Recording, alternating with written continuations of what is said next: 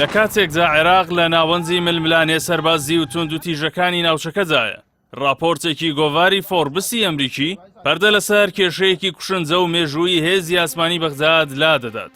پەکەوتنی سەواوەتی فڕۆکە جەنگیەکان و سیستمی بەرگری ئاسمانی عێراقی لە کاتی ڕوبەڕووبوونەوە سوپڕەکانی ئەمریکا وێراندا با تەواوی لە بەردەم هێرشە دەرەکیەکاندا بێبەرگری هێشتەوە و توانای پاراستنی سەروەری خاکەکەی لە ئاسمانەوە نەماوە. بەپێی راپۆرتە تایبەتەکە فڕۆکە جەنگیەکانی جۆری F-16 کە بربڕەی پشتی هێزی ئاسمانی عێراقی پێک دەهێنن لە کاتی گرژیە سەربازەکانی ئەم دوایەی نێوان واشنگتۆن و تاراندا نەیان توانیوە هیچ جوڵەیەکی ئاسمانی بکەن. هۆکاری سەرەکی ئەم پەککەوتنە مەترسیدارە پاشەکشەی خێرا و کچوپڕی تیمەکانی کۆمپانیای لۆکهید مارتنی ئەمریکی بووە بۆ پاراستنی گیانی کارمەندەکانیان لە ترسی موشەکبارانەکان هەنگاوێک کە فڕۆکە جەنگیەکانی عێراقی بە نائامادەیی هێشتەوە.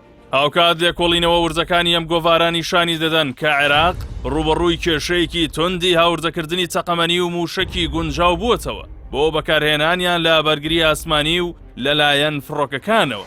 فڕۆکە جەنگیەکانی F-16 بێبەشن لە موشکی پێشکەوتووی دژەفڕۆکەی جۆری M کە توانای پێکانی وردیان هەیە و توانەکانیان تەنها لەسەر موشکی کورتمەوجایی بێهێز سنووردار بووە کە هیچ کاریگەریەکیان دژی درۆنە هێرشبەرەکان و موشەکە بالیستیەکان نییە لە کاتی ڕوبەڕووبوونەوەکاندا. لەلایەکی دیکەوە هەوڵە چڕەکانی حکوومەتی فیدراڵی بەغداد بۆ تێپەڕاندنی ئەم قەیرانە لە ڕێی گرێبەستی کڕینی فڕۆکەی جەنگی ڕافایلی فەڕەنسی و JF-17 چینی لە وڵاتی پاکستان لەگەڵ بەدەستێنانی سیستمی بەرگری پێشکەوتووی کۆریای باشوور و تورکیا بەهۆی بربەستێکی سەرەکی و بنەڕەتیەوە پەکیان کەوتووە.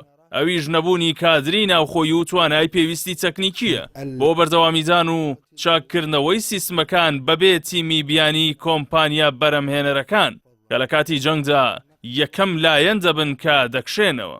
ئەم پاشەکشە سەربازیە مێژوویەی هێزەکان لە کاتێکدایە کە عێراق لە دوای جەنگی ساڵی 1991 کەنجاوە بەهۆی گەمارۆ نێودەوڵەتیەکان و لێکەوتەکانی شەڕەوە دوورە لە پیشەسازی خۆماڵی و توانای زانستی نیشتیمانی لە بواری سەربازی. هەروەک راپۆرتەکەی فۆربس جەختی لێ دەکاتەوە کە سەرەڕای هەوڵات زارایی و نوێیەکانی بەغداد بۆ کڕینی چەک کێشە بنەڕەتیەکە کە ماوەی 35 ساڵە بەردەوامە نەبوونی تیمی تەکنیکی و ئەندازیاری ناوخۆیی لێهاتووە.